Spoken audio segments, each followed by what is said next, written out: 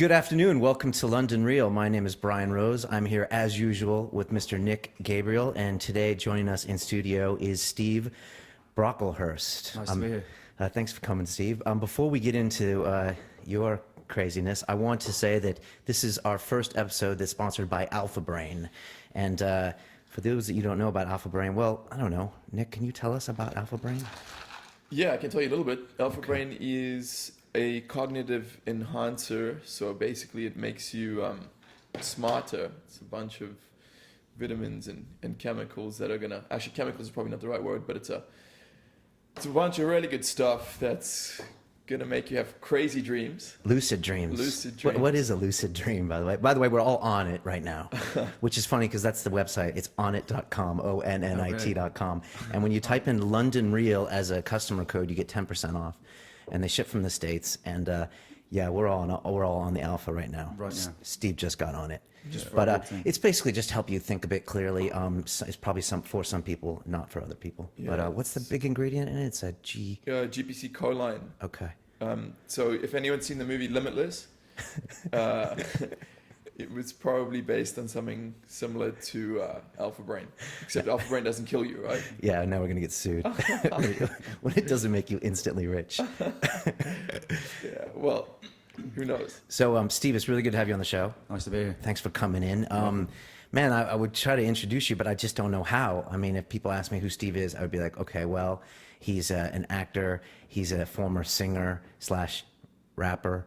I think you told me a long time ago that you used to jump out of planes. I was in the parachute regiment, yes. Okay, and then you're also a former city boy broker, which is how I know you. Yes, sir. And I think now you're producing and working on a film. I don't know what's going on with you. When people ask me what I do... What do you tell them? I tend to... It depends on who I'm talking to. Obviously, you cater the answer to the person, but I'm a represented actor, a represented director, a represented writer, and... What does represented mean? As in, I have an agent that represents me legit. for writing, an agent that represents me for acting, because technically, if you don't have that, then anyone can be an actor or a writer or whatever. Is that a different agent for each craft? Yeah, I try to, because they normally specialise in one field. Okay. So I've got my theatrical and cinematic agent does film, theatre and TV. My writing agent represents me for script writing or book writing, my book next year, which we're hoping to get published, and my belief system. And I direct as well, but that's just me. Okay. Wow. So can I ask you a question? Yeah. Because I don't know Steve very well. I've just met you for the first time today, Yes, and sir. usually if I'm in a social setting and I meet someone new, I tend not to ask what do you do. I usually ask what's the one thing you like most about yourself, and I usually get that response. But you're sitting in the hot seat, by the way. Yeah. You're asking the question? Yeah. What do I like most? What's the one thing you like most about yourself? That's a difficult question. The immediate answer to that would probably be, not in a work answer, it would be that I'm my mother's son. She's the most impressive person I've ever met. But in the answer, in the context we've been talking about, I'm aware that I may not be the best at all the things that I do, but fighting, and you'll know this better than I will probably, doing any kind of martial arts or ring competition teaches you that the only way you can definitively always lose is if you don't jump in the ring.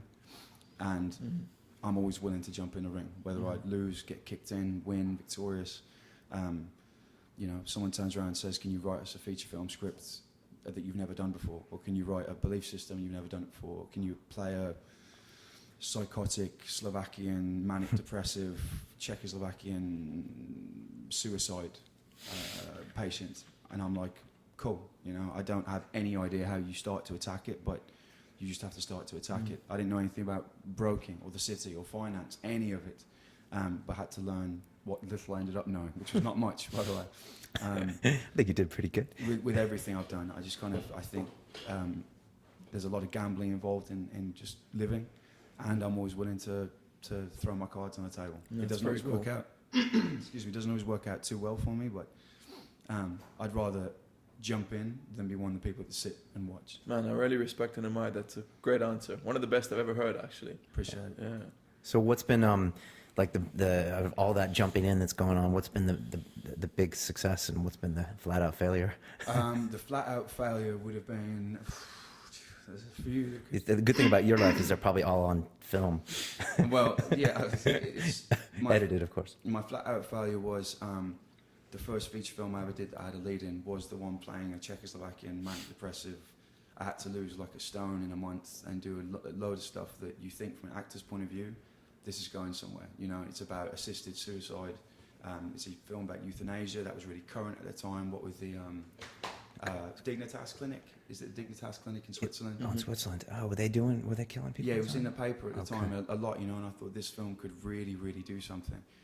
It's called Morning Tea, and I have a copy at home, and I like it, you know, but it didn't do any of the things that I hoped it was going to do, which is a real shame. And when you've been fighting to get your first lead role in a film and you get it, you don't even think nothing's going to happen with this. You think, yeah, I'm in, done, weird, this is in the cinema, and then you're looking at it and going, it's not even been at a film festival, like what has happened? So that's... Is that just so out of your control once it's in the can? Yeah, because unless you're a producer or a director or a writer on it, or you have something to do with the back end, which I didn't, then you kind of come in, do your job, and then it's all the big family, and you're there for like 2 weeks, and you see each other every day, and you know everything about everyone, and then it stops, and you're like, hold on, what? And they bring you in to have a look at the edit and go, what do you think? And you're like, it's kind of hard to say these guys have been editing it or doing something or sound or music for X amount of time and then go, that's not going to happen. Like, you kind of can't because you're just the actor. Do they even ask you what you think? Yeah, they bring you in, and Okay. normally it's just one massive, you know, hiney kissing session of, oh, it's amazing, this is going to be the new, you know, Mission Impossible 5. And I'm like, no, it's not. Like, you know what I mean? So you kind of get, if you're direct and blunt with people, you get a bit, they don't always react the best in my experience. So that was the failure that took me a while to... But Steve, you know, like maybe you can tell me in your experience if in the fight game there's an expression which is you learn a lot more from your losses than you learn from your victories. 100%. It lit like a fire in my stomach that's always been there, but it blew it from a fire to bonfire proportions that, like, I'm never, ever letting this happen again. Yeah. It reminds me of my last relationship. So I sat down at the beginning of last year, actually, and was like, right, well, what are the things that I want to do with my life? And I literally sat down in my diary, which is like the size of a house, and put a list of my New Year's resolutions. And I was like, I want 1 year, just 1 year, to go exactly the way I want it to go. And I wrote down different categories of resolutions, so work, film related, work music related, work writing related, social life, friends, women, family, financial, every different category, and then 10 in each bracket. I think I had like 110 resolutions or something ridiculous. This is a year ago. This was last year. Last year, okay. When did the movie come out? Morning Tea. Yeah. That came out, that was the year before. Okay. We'd gone through the whole year and it just hadn't, nothing had happened with it, nothing had materialised. But I'd got like 2 music award nominations, and I thought that was the big thing of my year last year. Like, it was one of the things that made me feel I could keep going. So I wrote a ton of things down. I wanted to write a novel. I wanted to write a 1 year biography. Since I'd left the city, Right. I wanted to write my own belief system down, which I've never ever done. Can you tell me more about that? I found that very interesting when you said you spoke about writing out your own belief system. Is that your worldview, or what is? I've never fit into a category of like Christian, Buddhist, Islamic. I've never really been in that category. I was born, I suppose, by family Protestant Christian, but not practicing. Just that's what we were. And a friend of mine who was a degree level physicist started to teach me on a vacation about quantum mechanics, which I'd heard nothing about, and then started watching movies like What the Bleep and Zeitgeist and The Secret, and a lot of lectures. If you haven't seen them, you should see them, by a physicist called Nassim Haramein. And I've heard of this guy. He's staggering. His YouTube stuff. The podcast you told me It's the YouTube. YouTube, okay. I don't know, that's called a UCast. You heard of him, Nick? Oh yeah, I have heard of him. Yeah, I think I watched a couple of his videos. They're mind-boggling. Yeah. I mean, the first few you're a bit like, this is a bit slow, and then you get to number 4 or 5. By number 4 or 5 or 6, you're gone. You don't want to do anything else the rest of the year. You know what, guys, that I'm starting to understand is just how little I know about anything. There's I think Mike, our previous guest, he said there's a saying in Iran, in Persian, which is he who knows that he doesn't know has a chance. You know, the guy who's like admitted, okay, I don't know anything.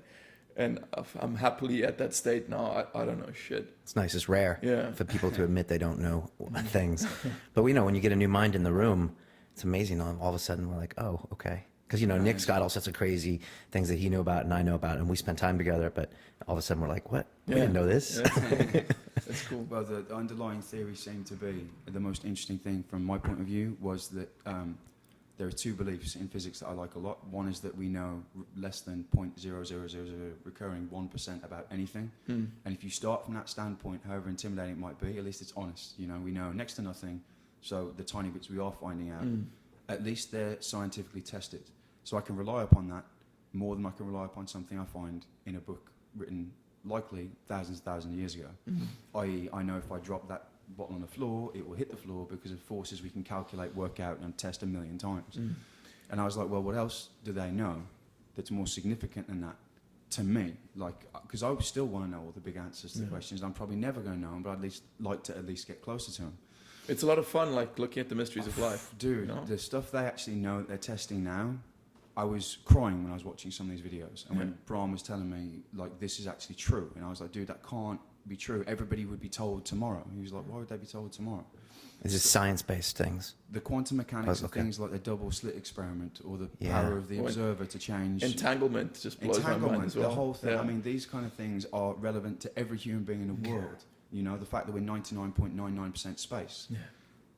Like, that doesn't feel like that to we me. think we think we're like these dense physical beings, but we're not. When, as you said, 99% space. It's incredible. And space apparently is energy. Now, it goes against everything that my head has ever learned about anything. But that doesn't mean that it's wrong. It just means that I have been wrong for a very long time. I mean, I think wrong is probably too strong of a word to use. I think your perspective has just changed. And there's one of my favorite teachers, David D'Angelo. He always says, he has this expression, which is, everyone's perspective is different and everyone's perspective is always changing. And it's true. You wake up every day a different person looking at things differently. Right? You But change your entire physical body every 6 years. Yeah. The amount of skin you shed and everything Every else. cell gets replaced, right? Yeah, I mean, that's a fairly powerful notion. I'm literally not who I was 6 years ago, you know what I mean? Physically. So he taught me all this, and I started researching it. Even when I was in the city, which is one of these things that I'd go home at night and started getting kind of addicted to. And I started writing on the subject. And then I got into, I think we talked about it at work, I'd got into and started celebrating. So I just got into the MENSA membership. And I remember. the editor of the magazine said, will you write us a few articles on this for our Canadian magazine, a Canadian magazine that they're kind of similar to, called Synergy.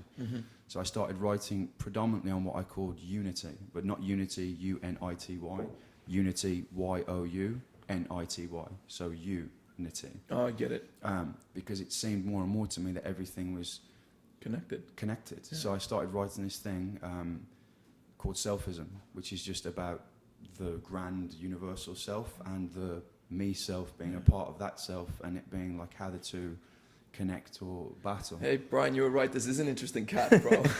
I'm glad we didn't spill all this in the kitchen and we saved it for the podcast. Yeah, it's something very interested in what you just mentioned, because I was going about meditation. Brian and I, we've gone quite far down that road of meditation. Right. Well, we haven't gone far. We've just scratched the surface, I guess. We've started meditating for the past couple of years. And, you know, something that I try to explain to people, but you cannot impart the experience to someone who hasn't gone through it themselves, is every now and then I'll find there's this moment where I just feel connected to everything. You know, you'll be walking down the street. The other day I was sitting on a train, and this is the last example I remember, and this guy was sitting across from me. This couldn't have been more different. I think he was like from Asia, or I'm not even sure where. He was like 50 years old, and I could see he was thinking about something. He was in his own mind, and I started making a judgment on him. I was like, this guy's, you know, whatever the judgment was. And then I realized this thought came to me, and that is that he is me and I am him. 100%. And this train is us. And this air we're breathing is all the same. I believe that. And I've just had this connection to the universe. And then when you try to grab it, when you try to enjoy it more, it just vanishes. And man, very interesting that you brought that up today. Thanks for that. Well, there's a phenomenon in the UK and around the world called the dark sky. Have you guys heard of this? No. No. Dark sky is like an area you can go to where they've located it in a country that minimizes the light and the sound pollution. Okay. Because from the moment I started writing this, I've got like 130,000 words or something. Anyway, from the moment I started getting into it, my mind started changing, I think. I became fascinated with looking at the sky at night. And there are certain places you can go to that just, there's no light pollution. You can see this entire thing. So different, isn't it? I mean, Nick's from Africa, and the first time I saw the sky was when I was in Botswana on safari. Right. And I was like, fuck, that's the sky? Yeah, dude. There's like 40,000 stars. You don't see the stars in London, man. You don't see any stars. Yeah. Is it light pollution in the weather? Or I don't know what it is. But there's certain places, even in this country, actually, you can go to that are not as good as places like, I'm sure, Botswana or Dubai, or well, the UAE is famous for having some of the best in the world. But if you accept the notion, or if you even accept the theory, that at the moment of the Big Bang, everything was compressed into something smaller than like you can even fit in my hand. It was the size of a pinhead, apparently. That means that everything was one already. Was originally. one thing. Yeah. So everything that you can see in that night sky somehow is linked to me and to you, and it's just I saw that and then was like, okay, I've got to get this published. Except I'm finding it difficult to find a publisher who understands what I want to do with it, because they always talk to you about being the author of your work. Because that's how they get paid, commission on putting it out there. What does that mean, being the author of your work? If you're the author of your work, then you're the person who wrote it. So if we came up with, say, ideas around this table, but if I'm the person that's writing them down, the writer is the person who claims authorship in terms of actually having written it. Now, that's a dangerous term, because I didn't want all the belief systems in the world currently have one thing in common that I'm not a big fan of, and you mentioned it a minute ago. They're static. You can't change them. They're books that are either taken literally or not literally, but they can't be changed. The very idea of changing some of the holiest books in the world is sacrilegious and would kick off riots. And I was like, well, most religions are based on being static, right? Being static, right? The unchanging this. And I'm like, Islam, surely as Christianity, human, it all happened, right? it's gone. You know, That's- wise men lived before us. We're all ignorant. And I'm like, Right. surely a human belief system I have a hard time with that. would have to change, wouldn't it? I mean, So I was in Greece this past weekend, and I was chatting to my hosts about the ancient Greek philosophers, and amazing that you're speaking about this now, because they put me onto a pre-Socratic philosopher called Heraclitus, and his famous quote is that nothing remains still, or everything flows, nothing remains still. Yeah. And it's true, everything is change. Human beings, something that I became aware of a long time ago is that a human being is not a snapshot. You know, I'm not Nick, boom. Like having made up these ideas of who I am, that's completely incorrect. What I am is a process. Everyone's a process. Constantly We're changing evolve. all the time, yeah. And that's very, very cool. Very cool you mentioned that. Well, I wanted to, if you call a publisher or a literary agent and say the first thing you want to do is relinquish authorship, they're a bit like, well, how are we going to get commission? Like, we can't give everybody authorship. And I was like, no, I think the only way to do it properly is to have people contribute, because I'm not in any way claiming to put, quantum mechanics into a belief system. I'd want 100 people, like we're doing right now, to sit and think, well, how is this done? Is this accurate? Like a Wikipedia Yeah, version? kind of, because the sum of human knowledge is outside this window. The sum of Steve knowledge is inside this body, and I know which of the two I'd run with if I had a choice. I'd go with them every time. But why do you even want to publish a man? I mean, you could self-publish on the internet electronically in a heartbeat. Well, that's the conclusion that my other literary agent has led me to. He was like, look, there are some works that you're going to want to actually publish. He was like, if I was you, I would just put this in the freest, most open place possible.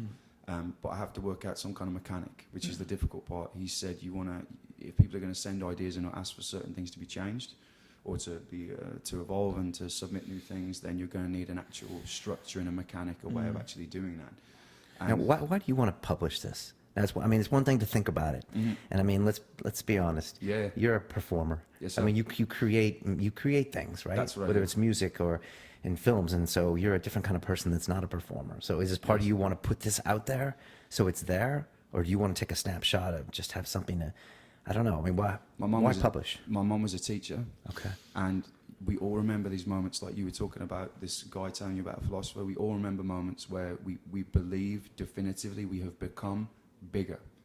We've learned things and we have become greater people. And I teach now at a drama school in Cambridge, and that's me thinking that I want to give something back. But all the greatest moments I've had have not come from within me on my own. They've come from people giving me information and me then finding a way of becoming greater or bigger. And when my friend told me these things about quantum mechanics, the double slit experiment, entanglement, the fact that you could break the speed of light, but not just these things, but what they meant. What do they mean for people? My mind, I could feel it stretch. And I thought, It's a cool feeling, huh? you know what I mean? It's an Stretch. amazing feeling, dude. I was like, well, I want to give that feeling out. To everyone. Yeah, because I started telling people all the time about what the bleep, and I started telling them about Zeitgeist and The Secret, and they would come back to me with other things. Have you seen Nassim Haramein? Have you seen that? And I thought, do I or do I not ultimately really believe in karma? Now, that's a I'm tricky... very, very interested to know your answer. Well, it's a tricky area for me because a lot of things in life have shown me that there are a whole different subset of rules that may not seem to indicate that. But I think I'm a real big believer in karma, in that if you understand karma to be what you put in some way, shape or form, you get out. And I thought, you know what? One of the things I would love to be able to give to my friends, my family, my kids one day is not the great answers to everything, because that's not who I am. So it'll probably be changed by then, right? Yeah, of course, it'll be 10 times different, you know, but I'd love to be able to give them the tools to work their own answers out. And I was like, that's... As opposed to the Bible or the Quran, or you want to have some other options. Yeah, because it's not like I didn't find any mental satisfaction in those things. If you're someone like you are that asks the relevant questions, and someone turns around and says, okay, I want you to suspend your powers of reason, I want you to just accept what I'm saying because I'm saying it. This is tantamount to mental suicide to me. I'm like, no. I need logic has to play a part here. We still need to get your answer on karma, because Nick and I have the ongoing debate about karma. Oh, okay. No, well, from previous shows. I know there's different beliefs of karma, like if you're a good person, then good things will happen to you. And if you're a bad person, bad things will happen to you. Right. You know there's no such thing as good and bad. I absolutely don't think there's any such thing. I think that's a false statement. I think there's only positive, negative. If you're positive, you're a creator, you're constructive, you're creative, you are an additive person, your environment will prosper around you. If you're a negative person, you will take from the environment and you will try and hoard, and you're a destructive kind of person. But neither one of those... Sounds like a broker. That's great. Well, I will get to that in a few minutes. that I don't know about, but I do believe that Neither one of those is better than the other, though. Like the universe needs these polarized forces. I agree. According to the Buddha, there is no bad. Well, I or mean, good, right? that's an alleged universal law. It's been my experience that that's how it works. You need the tension from the opposites to create life, or to create this force that we're all experiencing, all this life force that we're all I agree with that experiencing. entirely, except I don't think that law includes the notion of consciousness. And I think that's the only environment, because the only law the only law that I have heard of that applies to the entire universe is that there are pretty much no laws, because everything on a quantum level is breakable. But even if you say there are no laws, that's a law. So there's that exact opposition you're talking about. But as soon as you have a human being that's conscious and it can choose things for itself, which is again a whole different debate, free will and the rest of it, but assuming that is or is not what you believe, I think that in a conscious being, constructive brings more rewards than destructive. Yes, you can be rewarded for destructive behavior, very much so, but I think the balance is put towards, if you walk into a room and you leave every human being in there better off when you walk out, I think that has more benefit for the person doing it than if you walk in and kill everyone and walk out, because there's no benefit to that person. He hasn't gained anything. There's in the traditional karma sense, it's you put it out to get it later. We were having this argument before. Well, I mean, so my idea of it is that karma it's a law that governs energy, and so any energy that you put out, well, it's like science, right? What's the law? Any force is met by an equal and opposing. Oh yeah, Newton's third law. Yeah, so it's the same with energy, and karma is a lot to do with your intention. If I do something positive but with a negative intention, it's not going to bring me a positive reward, or it's not going to bring me something positive. It's going to bring me something back negative. It's all about my intention. I mean, what are your thoughts on that?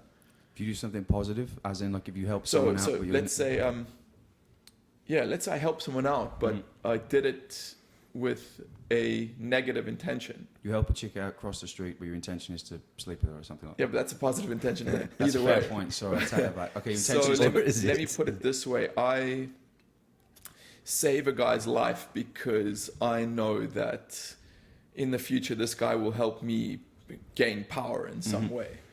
My intention was negative. I didn't save his life. That act of saving his life, which could be perceived as a positive act, was not really a positive act because the intention behind it was not positive. The I intention. think if you asked the guy whose life you saved, he'd say it's still a positive act. But okay, there's a terrible example. But I know what you you know. mean. You know what I'm saying. I think that the universe is very less judgmental about motive than we are. I think the universe is much more judgmental on action, whereas we're not so judgmental on action. Interesting. Because we all have thoughts I have thoughts every day that if my parents knew about it would probably shame me infinitely. But it's my actions that I'm judged on at the end of the day. I have to live with my thoughts and my intention. I have to live with that. Wow. You know what, Steve? That's a very cool perspective. Thank you for that. No, that's Well, good. Yeah, that's a Let's very check cool that with us. perspective. That's what the show is about, man. Yeah, just getting a nugget like that.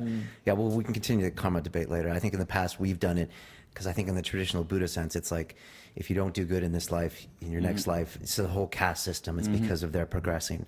But I always seem to think if you just put the positive energy out there without thinking that there'll be a later payback, then that's the way I try to live. But I think you're kind of saying the same thing. Is it the same thing? Well, think about this. What you just said has illuminated something for me. If you just put it out there without worrying about the future, right? Yeah. That comes back to presence. Because the only reason you would do anything with that intention of focusing on getting something back in the future is if you're not present. Sure. Because you're worrying about something happening. You guys heard the parable of the two gardeners? No, but I got it now. This is the best example that someone's given me about it. Because we were arguing about karma, and I was saying I thought it was a future thing. I thought you did something present so that something future would happen. And he's an annoying dude because every time you think you've thought of something really cool, he just ups his game by like 10 and you just get We're blown going to out get this the dude water. on the show. Yeah, we will. And he was like, no, it's all three. Karma is timeless. It's infinite. And I was like, okay, give me an example. He says, right, there's a gardener on the right-hand side who is a very good gardener. And he's planted seeds and he's watering his garden and there's flowers and there's plants and there's fruit and it's, Garden of Eden-esque. It's beautiful. I'm like, fine. He's like, there's a gardener over here who just wants to dig his garden up, see if anyone's buried any treasure, if there's gold under there. So he's wrecked it. He's put a barbecue out there and left litter everywhere and it's just a dump. He said, the gardener in the positive garden is not only cultivating seeds for the future, because that is for the future, plant something so it will grow. He's doing it in the present, because his present environment that he's in is more beautiful. So it makes him more cultured. It smells better. He can bring people over and they can feel more welcome. So it's better for guests and it's better for him. And if he looks back on all the time he spent and all the things he's learned about nurturing things, culturing things, creating things, and fostering a better environment. There's no negative to what this guy's doing. Whereas this guy, you don't want to go to his house or sit in his garden or have a barbecue because it's disgusting. And he's a destructive person because he's taken something that had presently, it could be right now beautiful, like look at this garden. And in the future, he's destroying something because he's taking away with every step a more beautiful future. And he was like, that's why you do it for present and past and future. And I was like, That is a gardener. Powerful perspective, and I really appreciate that. No, And be thinking about that. you think about this. I'm guessing you would agree with the statement that you are the garden. Both Yeah. the garden and the gardener. Like you have to, it's an internal, external yin yang thing. I'm both cultivating my environment and everything else, but that's doing the same thing to me. So it becomes very important what I surround myself with and what effect I choose to have on them. They had you've seen What the Bleep, right? No, I haven't. Have you not seen What You the should Bleep? watch that, Oh, Brian. It's good. cool, man. I'll bring you a copy. There's a whole segment on I can't remember his name. He's a Japanese doctor who's been investigating the effects of consciousness on water. It's Emoto, right? Emoto, yeah. And I nearly walked out of the cinema when It I was saw this. incredible documentary. It's staggering. Jahan and I were actually watching it, and I came out of the cinema, and I stood outside. There was a tear coming down my face and his, and I was like, you know what, I'm going back in. And I walked straight back in to watch it again. He takes photographs of water, right? So if we took 100 glasses like that of water and separate them into groups of 10. So he takes 100 glasses of water and he freezes them. Now, water, as we know from being kids, grows into crystals, and you look at it through the little thing, and the kaleidoscope thing changes, and it's a pattern of crystals. He theorized that thought, consciousness, could affect the dynamic, physical properties of matter. So he then tapes a thought to each batch of 10. So the first thought might be the Tao of love. That's group A. Group B might be, I hate you and I'm going to do bad things to you. Take that to B, and so on, different thoughts across the whole lot. Okay. When he froze them and took it out, they were all different, except every batch of 10 was the same. So everyone in batch A, the Tower of Love, resembled everything else in batch A. Everyone in batch B, which was, you know, the hatred of chaos, for example, was all the same. Now, for my 30th birthday, Johan actually got me 3 prints. Truth was one, Justice was one, and Brotherhood, I think, was one, of this investigation, pictures of these prints. Because the notion is that consciousness physically affects and changes physical stuff, because physical stuff is just a manifestation of energy. It's a much denser, slower form of energy than thought. Right. Yeah. So it's the governing thing. That's gardening. So if I think sat right here right now that my thought can actually affect you and you, and bear in mind that you're both 3 parts water anyway, and that's the subject he's I'm testing. immediately skeptical, but I have to be. So get this right, Steve. You might find this interesting. So just what you said, we're I can give you a different example, by the way, that will help your skepticism. But Okay, remind I'm me to still come back to skeptical. that. I have to be we're skeptical. between 75 and 80% water, right? Mhm. So Exactly I that. mean, another one of the experiments Emoto did was he took a bottle of water and he had children, a group of school children, say things to it. Like Okay. one of the groups said happy, nice things or complimentary things towards the water, and then another group of children called it stupid and said a whole bunch of things. Then he took the water, froze it, and looked at the crystals, and the one that had the negative thing, the crystal was malformed and it looked terrible. Whereas the one that had nice things said, it almost looked like a snowflake. It was a beautiful pattern. Which is a subjective call by a human, by the way. Exactly. Whether it's beautiful or not. But think about this, right? If we're 80% water, every thought that goes through your head is changing the vibratory structure The whole time. the whole time. So he also did an experiment where, like you said, he labeled the water bottles, right? Yep. So think about tattooing your body with a powerful word. 100%. Yeah. That's your self imprints on yourself. Yeah. And in terms of gardening, it's like I have to choose the effect I'm then going to have on other people, and I have to choose the people I'm going to surround myself with, because they're going to have an effect on me. Now, I was the same as you are, massively cynical about the idea, forget water, just of thought having any effect. And it's not even really thought, it's perception is what it is. I believe that positive thinking and positive feelings can be infectious and can spread, throughout the world. I mean, we're doing it right now, through the web, and we're going to affect some guy in Japan that's going to watch this. I believe that. But affect things physically. But of course, I'm trained in a Western scientific way. I'm going to say, yeah, but that's my attitude to the whole thing. I'm Anything that open-minded. sounds faith about things, I'm like, you know what? No. Give me the science of it. Sure. So I've tried to find anything online that refutes the results of something called the double slit experiment. The This is quantum mechanics. Yes, and they can't. There isn't anything thus far that can refute one particular result. Now, they weren't doing the double slit experiment to look for this particular response. Can you give like a 1-minute breakdown in case no one's heard of that? Okay, the 1-minute breakdown is, let's suppose that I have a paintball gun here, there's a screen in the middle, and we've got the back wall, okay? If I fire paintballs through one slit, on the back wall there'll obviously be one line. If I make 2 slits and I fire paintballs through both, there'll then obviously be 2 lines. Now, when you take that down to an atomic level, and you fire something through it like an electron, what they expected to see was fire electrons through it, and you'd have 2 lines on the back wall. That's not what happens. Because they were thinking it was a particle when it's in fact A wave. A wave, It's or a both. test particle wave theory. So they Right. fire electrons through it, and they get 5 lines on the back wall, It's crazy. which is an interference pattern. It's because the waves come out, like you've seen, like 2 waves here that produce a big wave. and Like then one water wave. does if you put it through slots. Exactly like water through slides. So they see it on the back wall. Now, because these are the smartest people in the world, or some of, they go, you know what, we'll cheat. We'll see which slit it goes through. So they put a camera behind the screen. Right. As soon as they put a camera behind the screen and fire the electrons through again, Everything they changes. get 2 lines on the back wall. Because it's being observed. Because it's being observed. So it actually, instead of going through and interfering with itself in a wave of potential, it picks one. Now, you can find anything you want, any way of interpreting that, but the rock bottom philosophical conclusion that the mind first jumps to, I'm not saying it's correct, is that when we observe something, It we changes. collapse the wave function of potential into a singular particle of experience. Now, that's nothing different, really, from me sending out whatever observance is in my mind, carrying certain information that we call thought or opinion or whatever else, which is just information, and that having an observatory effect upon your water and your water Yeah. and the rest of it. So that It's an analogy. It's not the same. Yeah, no, it's not the same. But it's a good analogy. There's certain theories that claim that there are multiple simultaneous dimensions, and what you're doing with your mind is just collapsing that wave function into a specific dimension. Yep. And I can believe that because just think, let's give a pretty practical real world example. So you have two twins, right?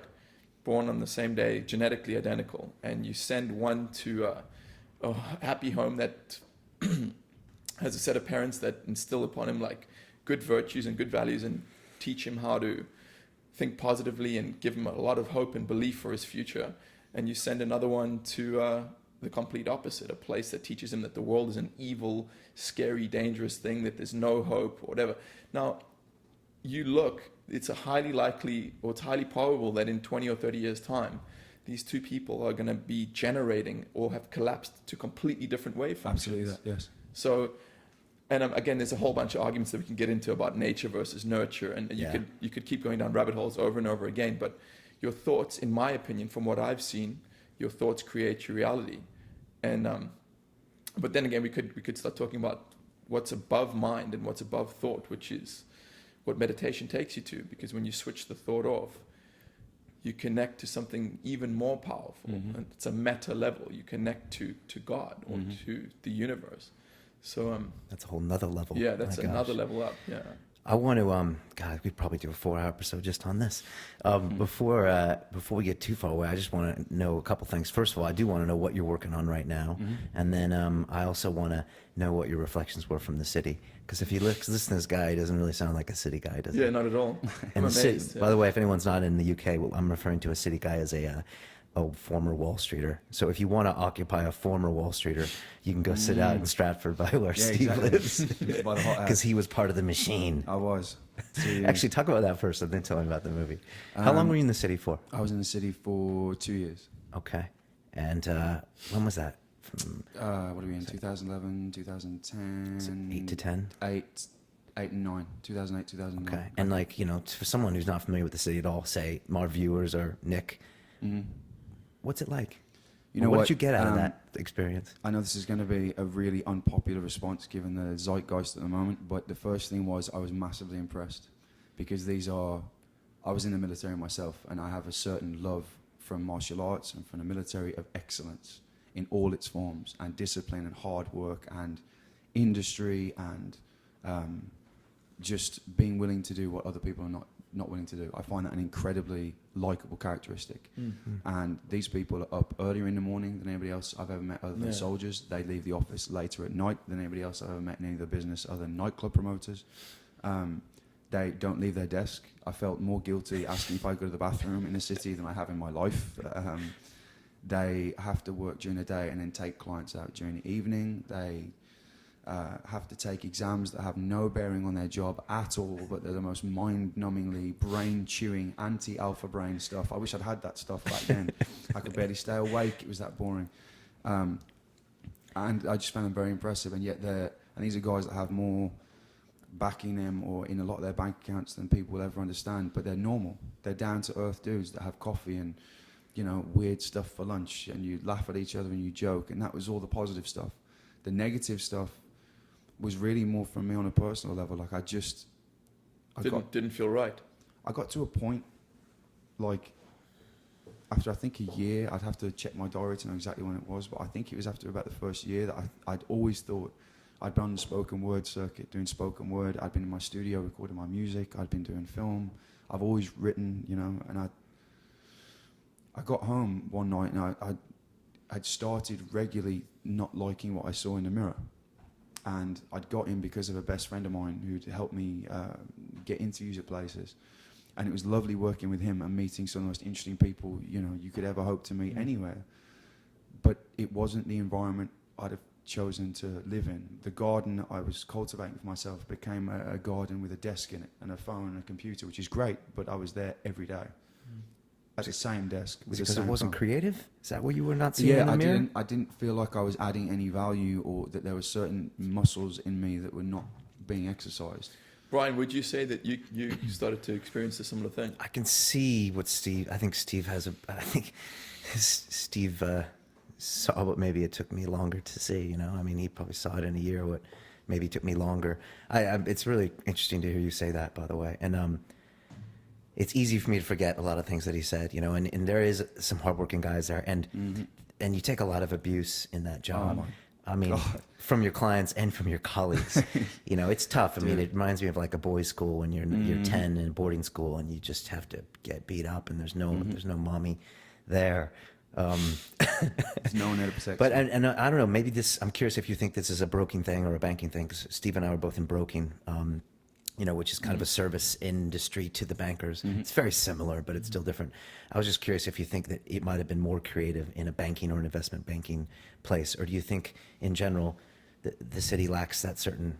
Of course, you know, you're comparing it to creating music. You know, No, sure, and that's obviously an entirely different end of the spectrum. But I actually thought if I was ever going to have been, if I didn't know what I wanted to do, there's a concept in my belief system called, like, you remember the word unity, but it's Y-O-U-nity. Yeah. There's one that we call the U-print, which is, instead of a blueprint, it's the U-print. It's the blueprint of what you're made up of at birth, you know. And you do have one. Your genetic, your DNA, your double helix, all this kind of thing. If I didn't know, and if I hadn't known forever what I wanted to do, being to inspire people or to entertain people or to write and to perform or to sing or whatever it was that made people feel better, I could have stayed at the broking desk, because I don't think I could have stayed in a bank. I think that would have been too robotic. Sounds like such a negative word, but like too clinical. No. clinical. Maybe that's the word. But there's not much, excuse me, from the people that I knew in banking and I know in banking now, there's not much of a human element. Whereas at least in broking, at no point did I feel like a banker.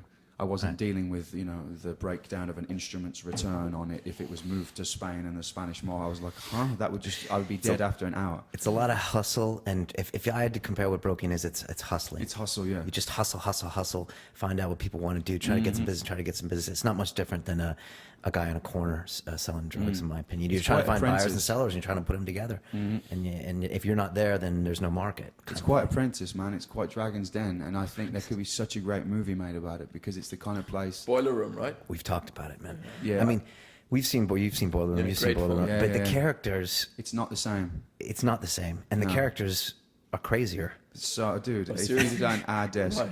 bro, it was the most fun in terms of, like, if I could have done some other activity With those guys. with the same crew. Oh my god, dude, I loved, like, having that much talent, and these people who are from like 18 years old up to some people who are, you know, double that age or almost triple that age, and are still doing this hustle. And do you know, okay, do you think he wants to, and it's psychology, and it's a bunch of stuff that I really loved. But I would walk out of that on a Friday night, everybody else would get to go home, and I'd go to the gym for 2 hours, and I'd go to the studio, and I'd be recording a track that I was hoping would get me another music video or another award nomination. I'd be doing that for most of the weekend. So when everybody else came in on a Monday and like refreshed and ready to go, I'm like, Jesus Christ, I need like a day or something just to do. Did you? So that didn't refresh you, getting that creative outlet, or you were No, just it tired? did, but you still, there's a different kind of tired you get. Like it's, there's two kinds of tired we used to refer to in the military, and one is like constant tired. So if you're constant tired and you're doing things you enjoy, you have just a meter of tired, and sometimes you feel good, sometimes you feel bad, but you're always in that spectrum. Dead tired is when you've been overdoing it for like a month, and you can't. You literally get home and you collapse. Even now doing what I do, I'm still pretty much always tired. And I remember that feeling from being in the city, and I remember that feeling from the parachute But regiment. it's like a good tired, right? Dude, I don't trust myself if I don't feel that tired. You know what I mean? I'm not working hard if I don't feel that tired. I say to my friends, like, when they, like, because now I'm fucking tired as well, where you can see it in my eyes, I'm fucking tired. But I'm tired for all the right reasons. Right. You know, I'm pushing myself just to the point where life's exciting, you know, anymore, and I might be like, fuck, this is too much. But yeah, so I completely... and you're having fun, right? Yeah. You're enjoying it. Yeah, I mean, right, a lot. Yeah. You know, it's something that became so clear to me, guys. This girl, a friend of mine, big shout out to Angela, she said to me, I was chatting to her, I was on Facebook writing a message to her and telling her what's going on, and she just said, are you having fun? And I had to stop and think about it, and I realized, man, this game we're playing, this crazy human game that we're all a part of, like any other game, what's the primary reason? Why do you play a game? You play it for fun. You know, and even though from our very, very finite perspectives as these little specks on this rock that's floating through space, some of these things might not appear fun. Like, I'm sure it would be hard to make an argument that being in a war zone would be fun. But maybe your soul that's an incredible game for it to play. And yet there are some people that find that fun. There are some people that find that fun. Exactly. Yeah, we've seen him. Maybe we'll be on the podcast one day. You see him in like Platoon. There are those guys. I would also say, just to finish off the city question, that I'm incredibly grateful for my time there, because if I hadn't been there, then I wouldn't be here. Because you wouldn't appreciate it, or you wouldn't be pushing yourself? I don't think that you necessarily get to where you want to get by going the most direct route as the crow flies. I've never ever seen that. Every sound bite I've ever seen, every music looks like that, and it's getting from there to there, but it's doing that. And if it got from there to there and it didn't move, you have no sound. It's boring. That's what's interesting. It's when you hear what I say to people who have this singular goal, and that's their sole focus in life, and they want to move from point A to point B in X number of years. I always just think to myself, let me know how that works out for you, because that's not how life works. That's the question I always ask people. If you could reduce everything you want to do down to one sentence or one postcard, what would you reduce, or one image, what would you reduce it to? We argued about that at my house for about 5 hours to come up with an image each, a sentence each. What's your for your life? My image is it's the idea is, what postcard would you send back from heaven if you got there and everything was the way you hoped it would be? That is fucking awesome. Yeah, what would just be? It took me like literally all my time at the company before and all my time at ICAP to find an image, but it's called an Earthrise. It's the first photos that were taken from the moon when Armstrong walked on it, and you see like the surface of the moon, and then the distance, the Earth just hanging there. And I was like, that's the front cover for my album. That's what I'd send back if I could send a postcard back. I have to comment on, you said, thinking back on your time in the city, you're very grateful. I am. And I was speaking to Brian about it. I went and did a nutrition course with a guy called Charles Poliquin, who's he's a functional medicine doctor and also a incredibly high level physical training coach. And at the end of the course, he was just sharing with us some of his philosophies. And he was telling us about this thing he does every day, which is called a gratitude journal, which is writing down everything you're thankful for in your life. And, I started to do that. I've been doing it for almost a year now. And it's such a powerful exercise, because you change the way you look at the world. When you do it first thing in the morning before you leave your house, and then you walk around, your polarity has changed. You're looking at the world and seeing everything that you have, not everything that you're lacking. And the Bible says that those who count their blessings are given more. And when you change that polarity in yourself, karma, but present karma, right? Yeah. You're still doing that every day? Every single day. I tried it a few times. I need to continue. Just like people that try meditation, you got to do it every day. Yeah, I'm gonna have to get back on that. Try that. Those are really good perspectives. And Steve, you walked away from the city when I know you didn't have to. And let's be honest, I'm sure you took a pay cut, especially not knowing what your next project was. a pay cut. You probably went to pay nut. It's hard. It's any kind of, I'm never going to forget 2 moments of absolute despair in my life. One of them was sat in my kitchen looking at a bag of pasta I had, and it was the only thing I had to eat for like 2 weeks. And the second was walking out of ICAP on a Friday, going home and thinking, oh my God, what have I just done?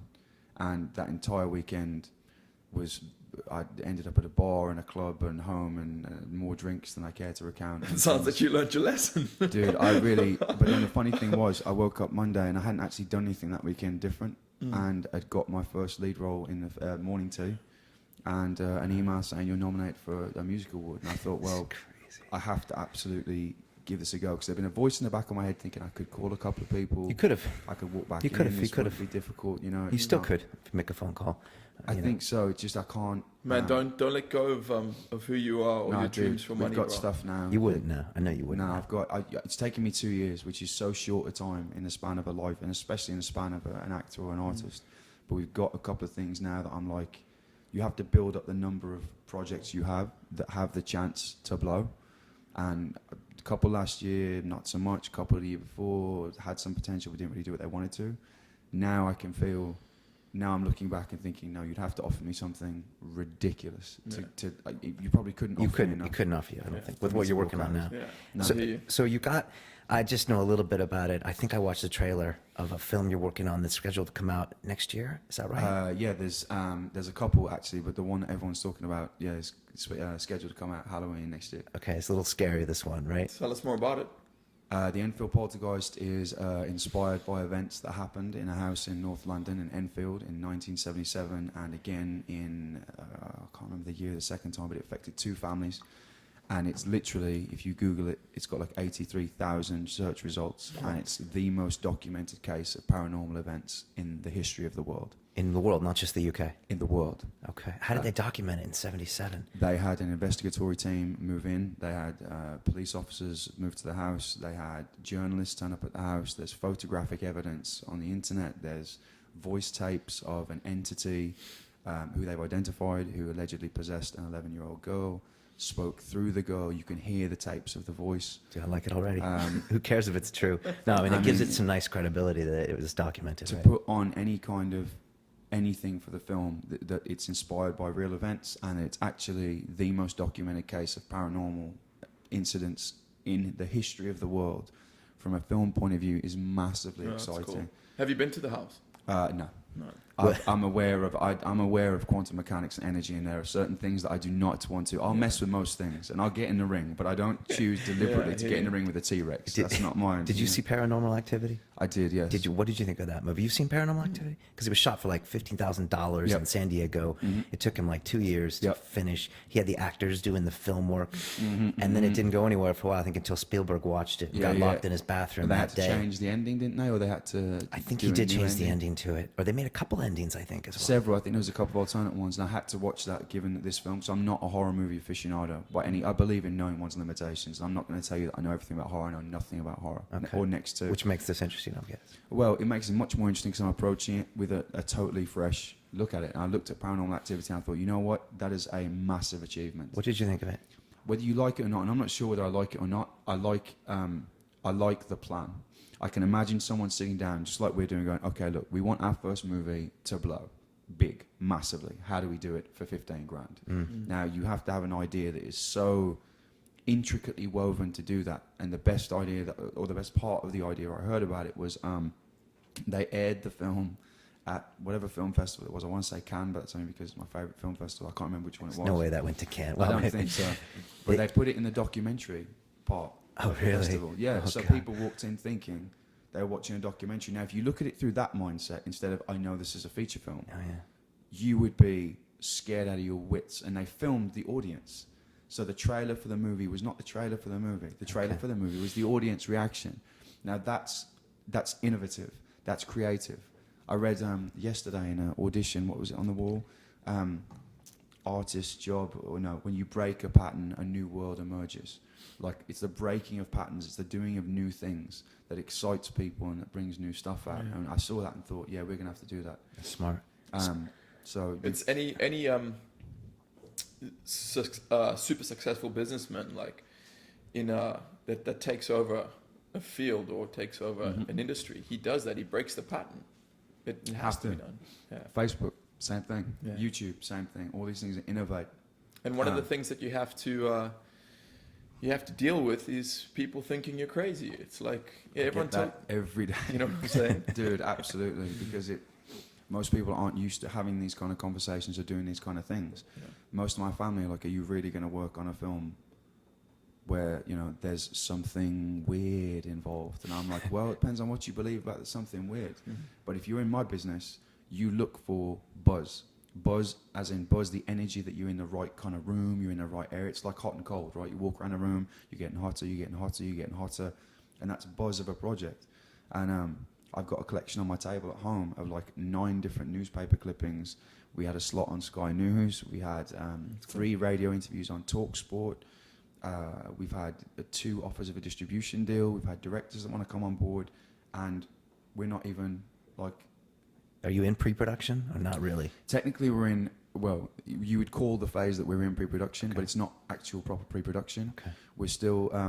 they have a trailer out already and they're in pre-production. Well, I love it. It's been, we started actually working on this and casting in March. I actually walked into a catacall room with like 100 people for a casting. Let me guess, they're all chicks in bikinis, right? Well, Female unfortunately, lead? no, for the Enfield Poltergeist. I wish it had been chicks in bikinis. It could have been the Enfield Poltergeist on the beach, and then that would have been, yes. But how come this hasn't been made before, this film? That's a question everybody asks. I'm sure, yeah. There was a book brought out by one of the original investigators, and then a documentary was done, and the problem has been that these are real families involved, you know, like the grandson of the entity concerned is a walking around living human being.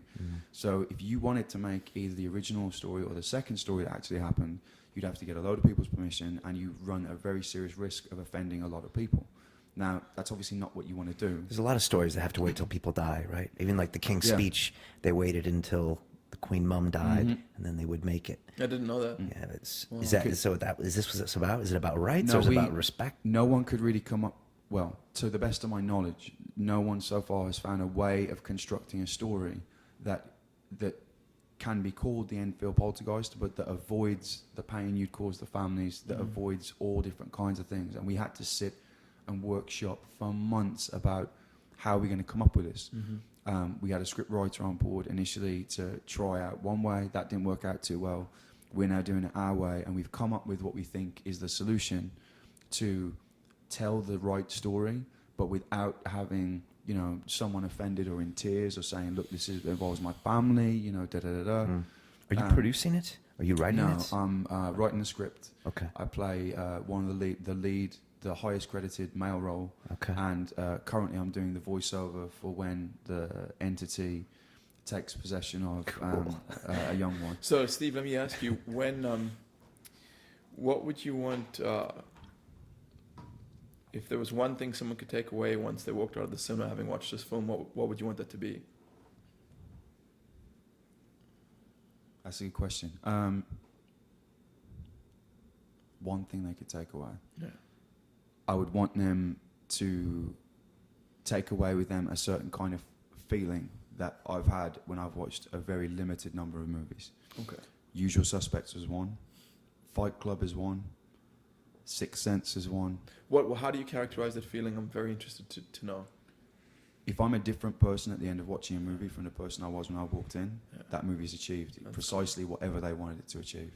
I walked out of Fight Club thinking I have to A, buy it, B, see it again, D, or C, whatever it's on, check if that was really Brad Pitt flashing up and did the twist really work the way it was supposed to. Usual Suspects I thought was one of the most magnificent pieces of artwork I've ever seen. Yeah. To think that Kevin Spacey and the director shot that whole scene with the cop in the office in like 2 days.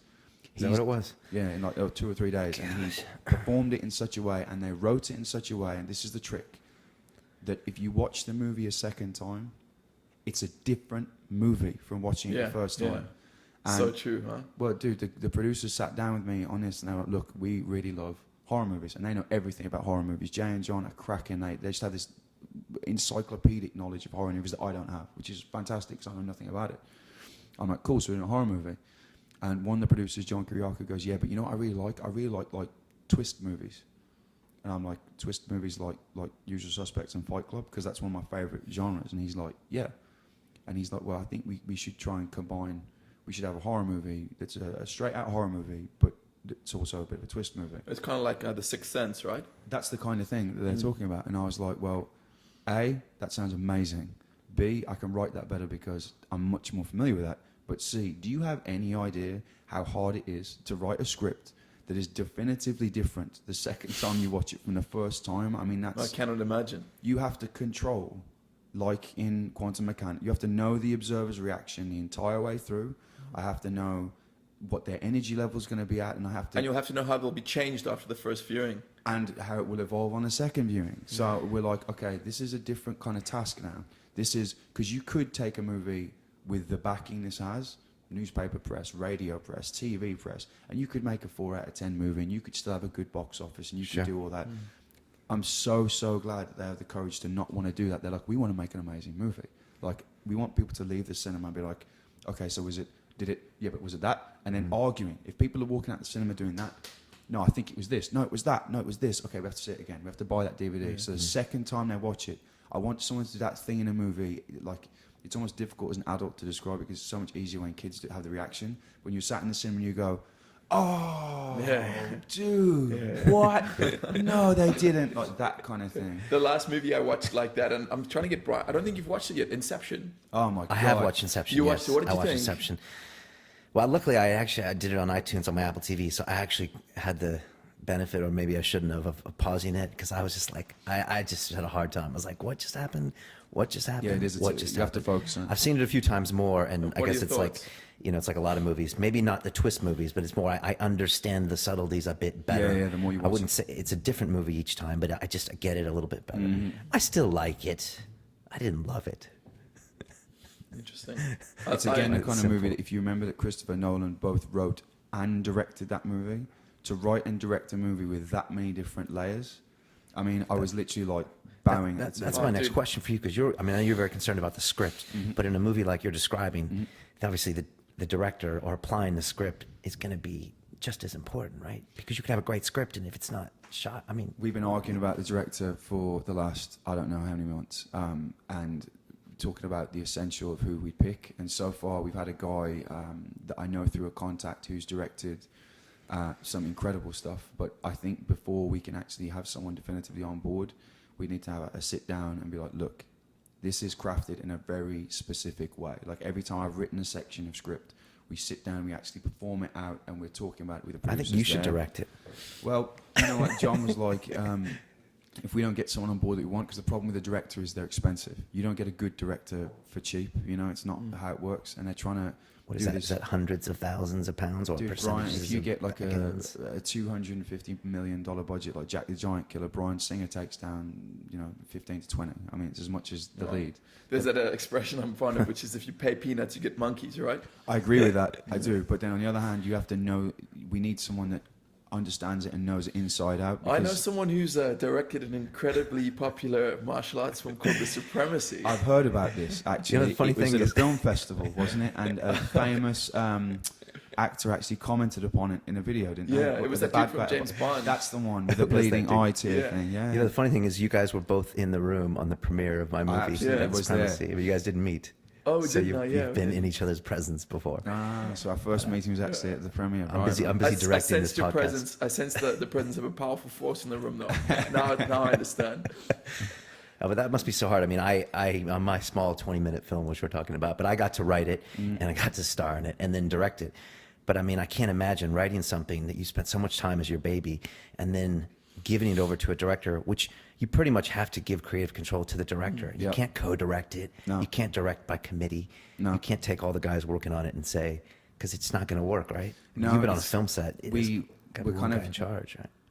You look at a director's list of credits, and there's two ways to go. One, have they directed a load of stuff that's similar, like horror or twist movies or both? Love to have that.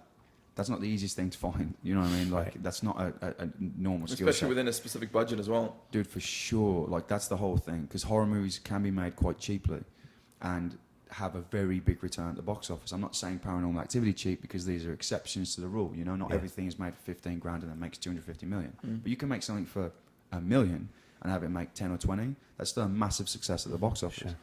Sure. The other way of going is picking a director who has done one or two things on their resume that have had massive success and other things that have done fairly well throughout. So we kind of have to have a shopping list of people that we'd like to talk to and then see who's willing to come on board, because in a lot of ways it would have been kind of easier if we'd just done your usual horror flick and the rest of it, because then that's pretty standard way of doing that. Please don't do that. No, I don't. The last thing I'm intending to. That's why we haven't written it that way. But if you don't write a standard horror flick and it's a horror flick with a twist at the end, then we need someone who understands that you can't just shoot that in a big collage at the end.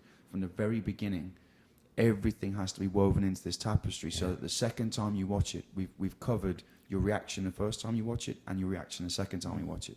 So yes, it's very difficult, but I'm just having to. It's one of those things that you just throw everything you've got at the project. So if they ask me to, do paperwork or contracts, or I'll find someone and get some way of doing it, because you have to do so much when you're doing what I'm doing for free.